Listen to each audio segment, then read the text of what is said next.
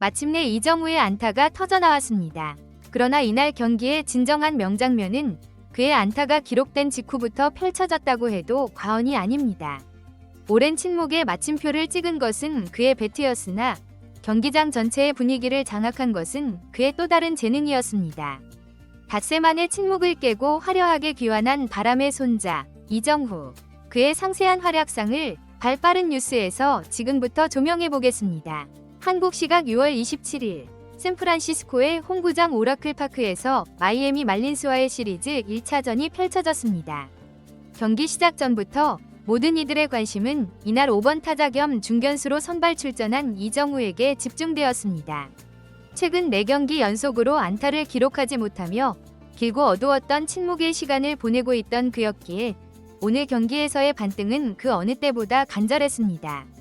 과연 이정후는 스스로를 얽매고 있던 기나긴 부진의 굴레에서 벗어날 수 있을까요?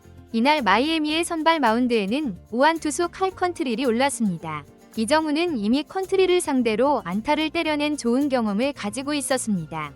그리고 이러한 긍정적인 기억은 경기 초반 그의 수비에서부터 자신감 있는 플레이로 나타났습니다. 1회 초 이정후는 안정적인 타구 처리로 팀의 3자범퇴 이닝에 기여하며 산뜻하게 경기를 출발했습니다. 하지만 상대 선발 투수인 컨트릴의 초반 기세 또한 만만치 않았습니다. 그는 자이언츠의 막강한 중심 타선을 효과적으로 봉쇄하며 1회 말을 실점 없이 막아냈습니다. 그리고 마이애미가 선취점을 기록하며 0대1로 뒤처진 2회 말. 마침내 이정후가 선두 타자로서 첫 번째 타석에 섰습니다. 오라클 파크를 가득 메운 팬들은 정후 위 이름을 외치며 그에게 뜨거운 응원을 보냈습니다.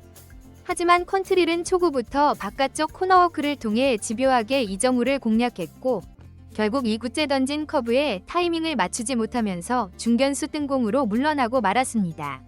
하지만 이대로 주저앉을 이정후가 아니죠. 4회 말 스코어는 3대0으로 자이언츠가 여전히 끌려가는 상황. 바로 앞선 타자가 찬물을 끼얹는 병살타로 물러나면서 자이언츠의 공격 흐름은 순식간에 2사주자 없는 상황으로 급변했습니다.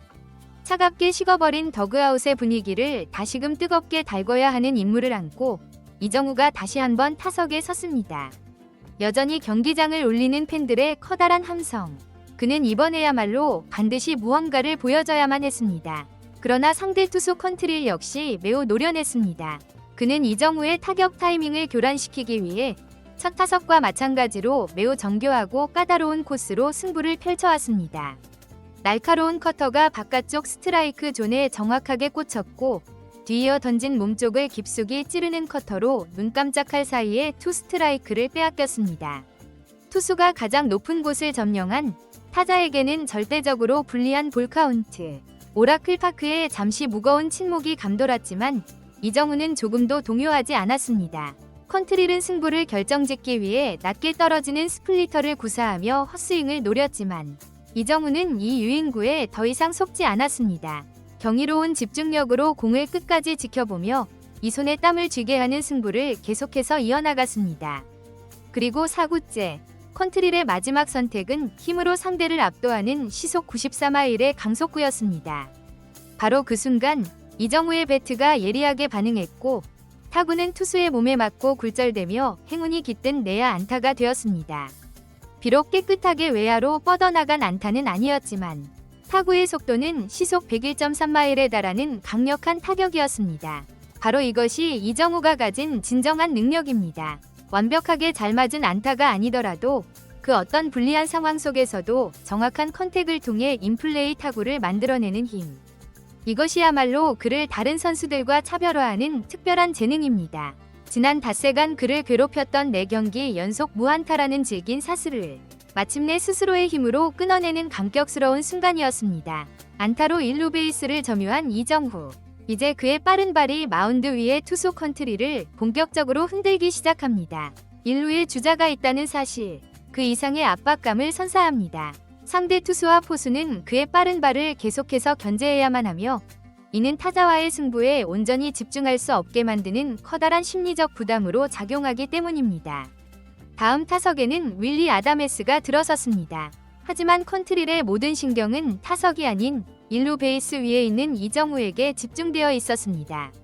이정우의 폭발적인 스피드와 예측 불가능한 주로 플레이는 이미 리그의 모든 팀에게 요주의 경계 대상으로 깊이 각인되어 있었죠.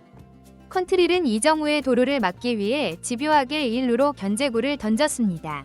타자와의 수싸움보다 1루 주자를 묶어두는데 모든 정신이 팔려있는 상황. 바로 이 심리적 불안감이 결국 치명적인 균열을 낳았습니다. 어딘가 초조해 보였던 컨트릴의 견제구는 결국 포수 뒤로 빠지는 큰 실책으로 이어지고 맙니다.